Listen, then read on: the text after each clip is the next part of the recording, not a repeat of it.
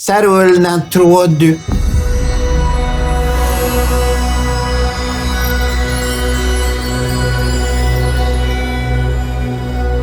Bonjour tout le monde, c'est le fun de vous revoir. Et le temps file, hein?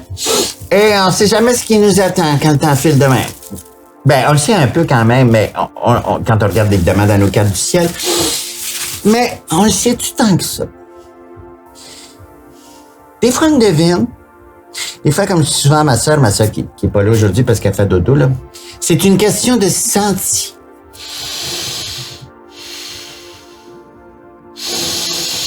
Comme si le senti, là, c'est comme une odeur, ça se répand, puis là, on se demande, voyons, c'est quoi ce sent?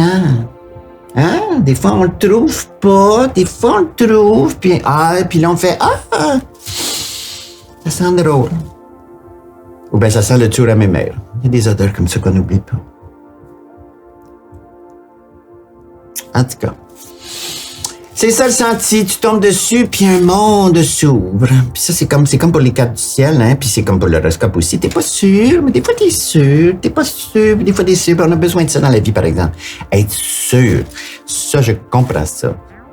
C'est pour ça aujourd'hui que je voulais regarder du côté des poissons.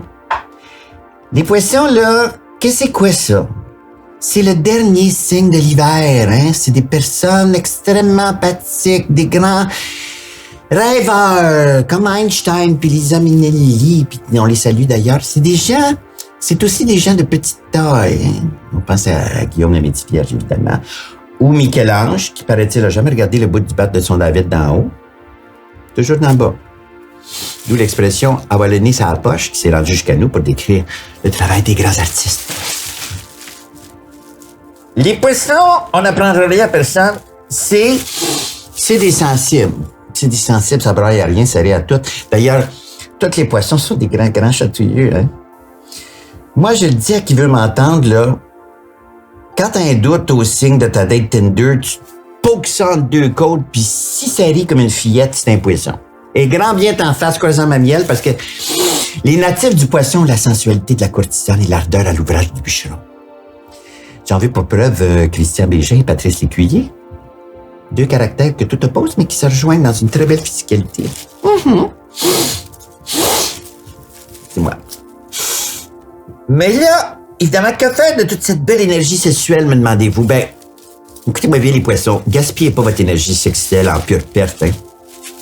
Combien de fois des poissons m'ont accosté dans la rue en criant « Ma miel, je fourre mais je viens pas ».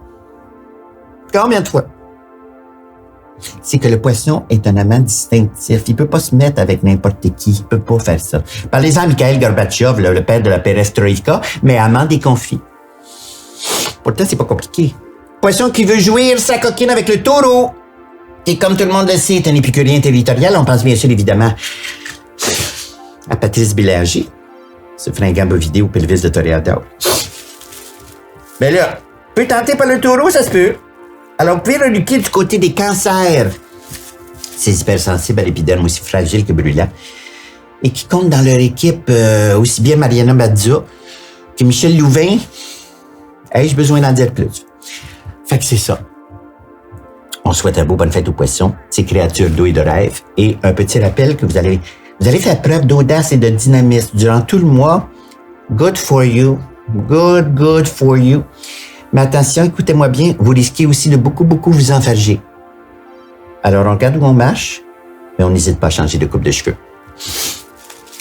C'est ça. Ciao tout le monde. Je pense qu'on a fait le tour, hein? C'est un beau mois.